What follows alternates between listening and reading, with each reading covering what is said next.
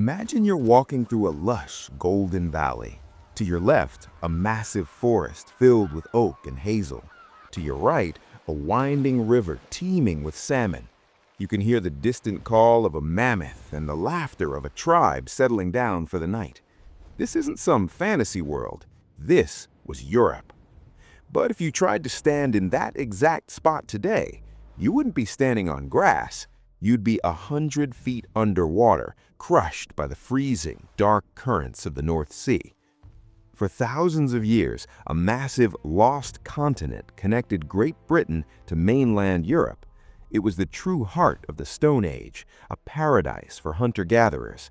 And then, in a series of terrifying geological heartbeats, it vanished. Today, we're diving into the mystery of Doggerland.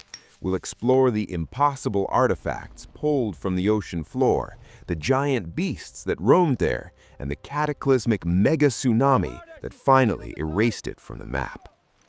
For centuries, fishermen in the North Sea complained about their nets getting snagged on trash. But this wasn't plastic or old tires. In 1931, a trawler named the Kalinda was fishing near the Norfolk coast when they pulled up something that shouldn't have been there. A massive, intricately carved barbed harpoon point. It was made of antler, and it was over 12,000 years old. Wait, how does a freshwater hunting tool end up in the middle of the ocean? Soon, the trash became a treasure trove. Huge mammoth tusks, lion bones, prehistoric rhino skulls, and even human remains began surfacing in the nets of confused fishermen. Scientists realized they weren't looking at shipwrecks, they were looking at a drowned world. They named it Doggerland, after the dogger fishing boats that frequent the area. But calling it a bridge is a huge mistake. It wasn't just a bridge, it was the center of the world. Around 10,000 years ago, Doggerland was the most fertile part of Europe. As the Great Ice Age began to thaw, the retreating glaciers left behind a massive, low-lying plain.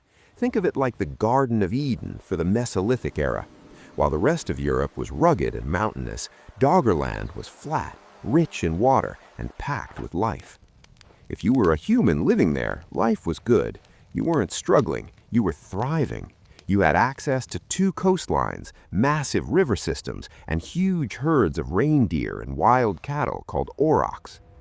Recent LIDAR and 3D seismic mapping have revealed the ghost of this landscape beneath the sand. We can see where the rivers used to flow and where the hills used to stand. It's estimated that tens of thousands of people lived here, forming a lost civilization that served as the cultural bridge between what we now call England, Germany, and Denmark. But there was a problem, a slow, creeping problem. The climate was warming. That sounds like a good thing, right? No more ice, more plants. But as the world warmed, the massive ice sheets in the north began to melt. Every year, the sea level rose just a few millimeters. At first, the people of Doggerland probably didn't notice. Maybe a favorite campsite became a bit muddier. Maybe a coastal path disappeared during a high tide and never came back.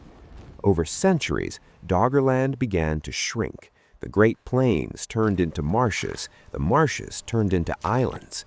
Britain was slowly being cut off from the rest of the world. The heartland was becoming an archipelago, but the people stayed. They adapted. They became expert boat builders and fishermen. They thought they could handle the rising tides.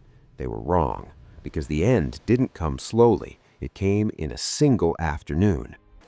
About 8,200 years ago, off the coast of Norway, a piece of the continental shelf the size of Iceland collapsed.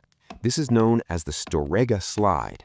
It triggered a submarine landslide so massive it sent a wall of water racing across the ocean. We're talking about a mega-tsunami. Researchers have found traces of this wave as far as 50 miles inland in Scotland. When that wall of water hit the low-lying islands of Doggerland, there was nowhere to run. There were no mountains to climb. In the matter of hours, the remaining settlements were wiped off the face of the earth. The freshwater lagoons were poisoned with salt, the forests were leveled, and the last survivors, if there were any, were forced to flee to the high ground of modern-day England or the Netherlands. Doggerland was gone. The heart of Europe had stopped beating. Today, Doggerland is a silent graveyard of bones and flint tools buried under the shipping lanes of the North Sea. It serves as a haunting reminder of how fragile our geography really is. We think of the map of the world as something permanent, carved in stone, but Doggerland proves that the solid ground we walk on can and has vanished beneath the waves.